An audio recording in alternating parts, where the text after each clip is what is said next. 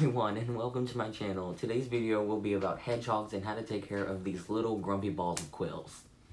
Before I start talking about care for hedgehogs, I'm going to introduce you to my own hedgehog. This is Yoshi, and he is my African pygmy hedgehog, and he is about 4 months old, so he is still a very young hedgehog, so he has a lot more life left in him. Now I'm going to show a few clips of Yoshi and just him being him.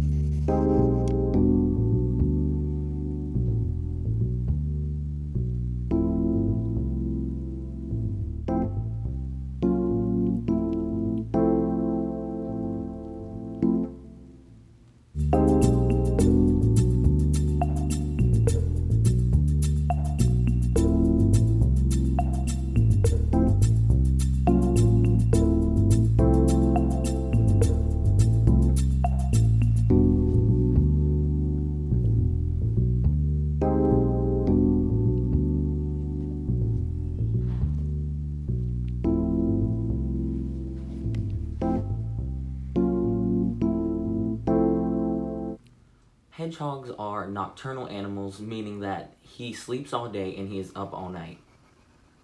Hedgehogs in captivity usually live around 5 to 7 years, which means this little ball of quills will be with you for quite a long time. Hedgehogs have these wonderful things called quills, which are the spines on their back, and as you can see, he's hissing right now, which is a sign that he's not very happy, but it's alright. This is one thing you should think about before getting a hedgehog, is their quills and how comfortable you are with holding them and handling them. The quills typically don't hurt unless they're balled up and they splay their quills out, but when you hold them, their quills can be uncomfortable for new hedgehog owners. At first, when I got Yoshi, I didn't pick him up that much because of his quills, but as I've had him, I've learned to hold him and deal with his quills, and now I'm very comfortable holding him, as you can see. Another thing about hedgehogs and their quills is that every 75 days, they will go through a process called quilling, which is them basically shedding their quills and regrowing new ones in the place of the ones they have lost. Another very important thing about hedgehogs is they need to stay pretty warm. 72 to 80 degrees should be their temperature that they are kept. If a hedgehog's temperature goes below and stays below for a considerable amount of time,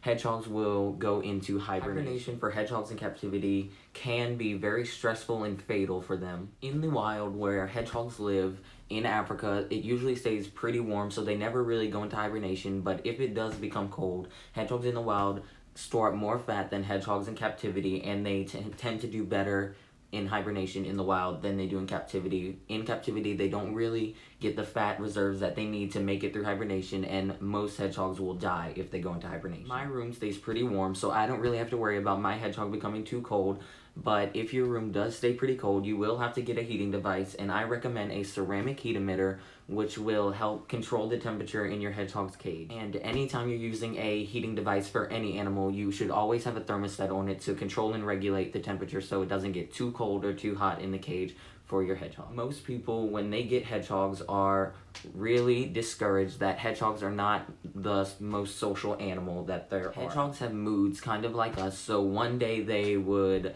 love for you to hold them and they'll be really social, and other days they'll want you to leave them alone and don't hold them and just let them sleep, and you're just gonna have to learn to deal with that and deal with their moods.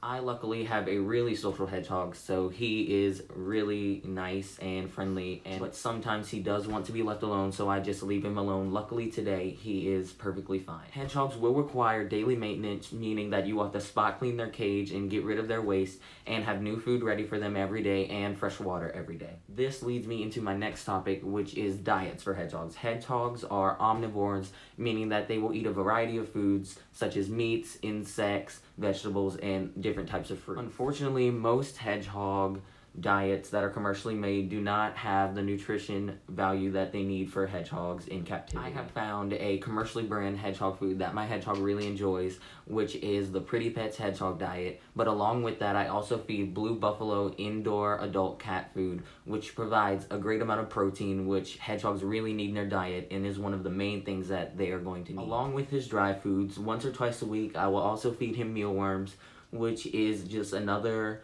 great source of protein, but I don't feed them every day because mealworms contain a lot of fat, and a lot of fat is not good for hedgehogs. A hedgehog's cage should be at least 4 square feet, so you're going to have a good decent sized cage for your hedgehog. And now I'm going to show you my cage for my hedgehog. So this is Yoshi's cage. As you can see, it's pretty big.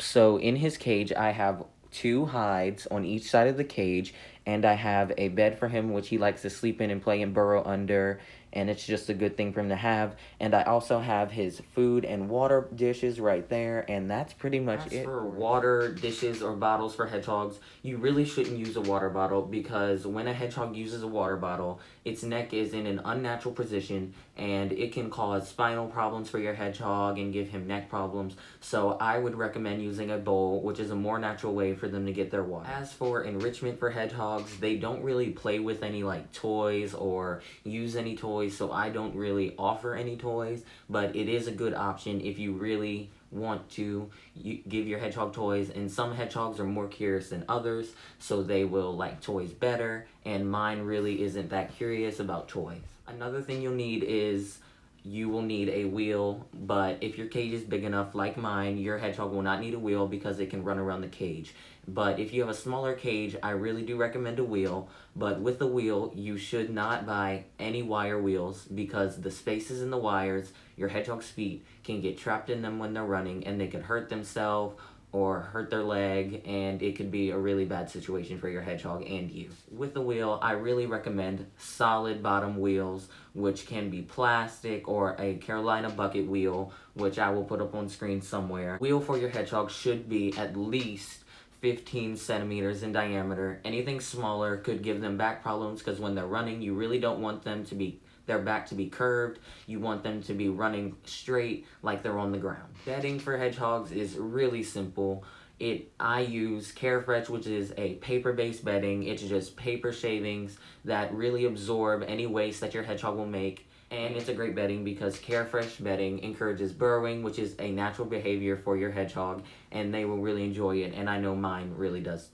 Another thing about beddings is you really want to stay away from wood-based beddings, any like pine, cedar, aspen bedding. Wood really isn't good for hedgehogs. Most woods are toxic, but there are some safe woods, but I would just recommend staying completely away from any wood beddings and go with a paper-based bedding. The last topic I will talk about is grooming and bathing. And with bathing a hedgehog, you really don't want to do it too often. Once a month is fine, because if you bathe a hedgehog too much, they can get dry skin, and dry skin is a big problem for hedgehogs. Also, when you're bathing a hedgehog, you really want to clip their nails, because you don't want their nails to become overgrown and they could have feet problems. And yeah, that's pretty much it for a hedgehog. I just covered all the basics for hedgehog care. So anyways, thank you for watching today's video. Please like, comment, and subscribe. And I will see you guys next time.